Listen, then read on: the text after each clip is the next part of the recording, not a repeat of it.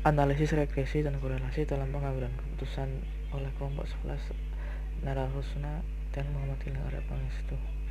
Pengertian regresi dan korelasi. Yang pertama, regresi. Secara umum, analisis regresi pada dasarnya adalah studi mengenai keterkandungan satu variabel dependen terikat dengan satu atau lebih variabel independen dengan tujuan untuk mengestimasi atau memprediksi rata-rata populasi atau nilai rata-rata variabel dependen berdasarkan nilai variabel independen yang diketahui. Pusat perhatian adalah pada upaya menjelaskan dan mengevaluasi hubungan antara suatu variabel dengan satu atau lebih variabel independen. Hasil analisis regresi adalah berupa koefisien regresi untuk masing-masing variabel independen.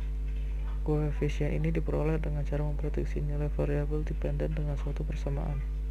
Korelasi merupakan teknik analisis yang termasuk dalam salah satu teknik pengukuran asosiasi atau hubungan.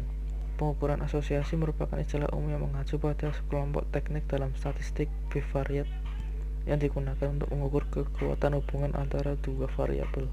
Analisis regresi dalam pengambilan keputusan. Analisis regresi adalah salah satu alat yang paling sering digunakan untuk mengevaluasi pengaruh suatu variabel bebas terhadap variabel respon. Analisis regresi dapat membantu dalam melakukan proyeksi penentuan karakteristik hubungan antar variabel. Berdasarkan model ini, seseorang dapat menentukan arti dan kegunaan serta arah pola hubungan antar variabel. Tujuan analisis regresi untuk memperoleh suatu persamaan garis yang menunjukkan persamaan hubungan antara dua variabel. Persamaan garis yang diperoleh disebut persamaan regresi.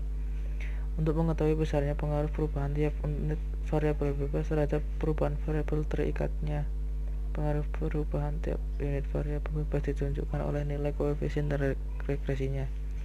Untuk menaksir nilai variabel terikat berdasarkan variabel bebas yang nilainya telah diketahui, penaksiran di sini bersifat deterministik atau non-stokastik.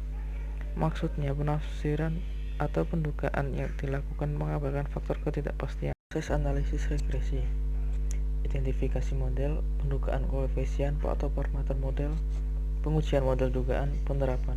Analisis korelasi dalam pengambilan keputusan digunakan untuk mengukur kekuatan keeratan hubungan antara dua variabel melalui sebuah bilangan yang disebut koefisien korelasi. Dalam analisis korelasi, kita menghitung derajat asosiasi antara satu peubah lain. Misalnya antara berat badan dan tinggi badan, antara berat dengan kolesterol, antara nilai IQ dengan perolehan nilai ujian matematika, dan sebagainya. Manfaat analisis korelasi. Yang pertama, analisis korelasi seringkali digunakan untuk menyatakan derajat kekuatan hubungan antara dua variabel. 2. Korelasi seringkali digunakan dalam dunia riset ataupun bisnis. Ketiga, analisis korelasi mampu menjelaskan hal ini dan memberikan analisis yang bermanfaat bagi para pengambil keputusan. Jenis hubungan korelasi. Yang pertama, ada korelasi positif dan korelasi negatif. Hal yang perlu digarisbawahi dalam menggunakan analisis korelasi: yang pertama, tidak bisa menjelaskan hubungan sebab akibat. Yang kedua, korelasi negatif bukan berarti tidak terdapat korelasi.